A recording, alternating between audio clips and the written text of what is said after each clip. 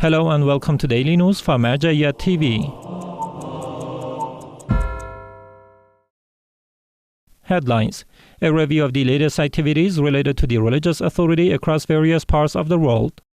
Participation of a group of scholars and seminary professors in the scholarly session at the House of the Religious Authority. Emphasis by Nonviolence Incorporation on alignment with the UN warning and the promotion of human dignity. Institutions affiliated with the religious authority in Iraq continue their activities.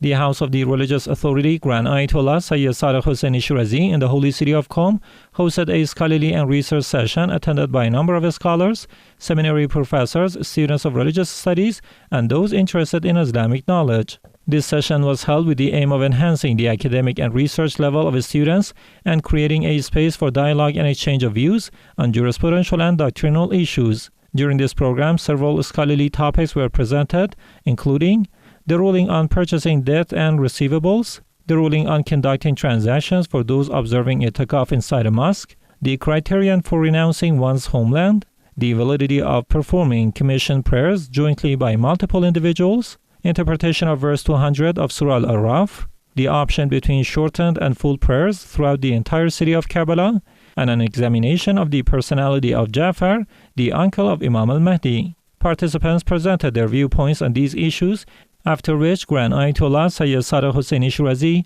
provided detailed explanations and reasoned responses to questions raised by the attendees. The strong turnout of students and their active participation turned this session into a dynamic forum for scholarly dialogue, clarification of religious thought, and deepening of doctrinal discussions.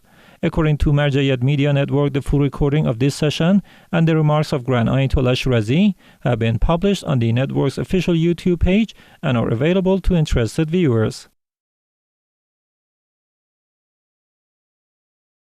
Coinciding with the beginning of the month of Rajab and the anniversaries of the birth of Imam Muhammad al-Baqir and Imam Ali al-Hadi, the Al-Khair wal-Barakah Cultural Association, one of the institutions affiliated with the religious authority in Baghdad, implemented a relief program. As part of this initiative, dozens of electric heaters were distributed among needy families, orphans, and the families of martyrs. On the auspicious occasions of the births of Imam Muhammad al-Jawad and Amir al-Mu'mineen, Imam Ali, peace be upon them, the Karbala charity, an institution affiliated with the religious authority in the holy city of Karbala, carried out a new support program as part of its service to needy families. The program included the distribution of clothing to orphan children and the distribution of meat and chicken among orphaned and needy families, helping to meet part of their basic living needs. As part of these cultural and social initiatives, publications and works of the late Grand Ayatollah Sayyid Muhammad Hosseini Shirazi, as well as those of Grand Ayatollah Sayyid Sadiq Shirazi, were also provided to the beneficiary families.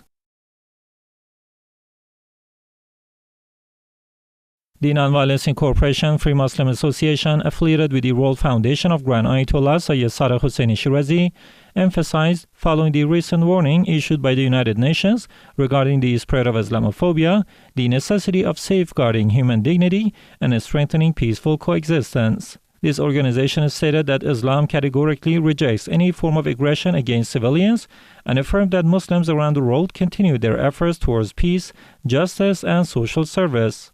It is stressed that confronting hatred against Muslims cannot be achieved merely through issuing statements, but rather requires education, fair policies, and effective social dialogue. This organization also underscored the importance of civic and social participation, charitable activities, and solidarity with other minorities exposed to discrimination, adding that constructive engagement with local institutions and active presence in civic and political arenas play a fundamental role in protecting basic rights and countering hate-based discourse.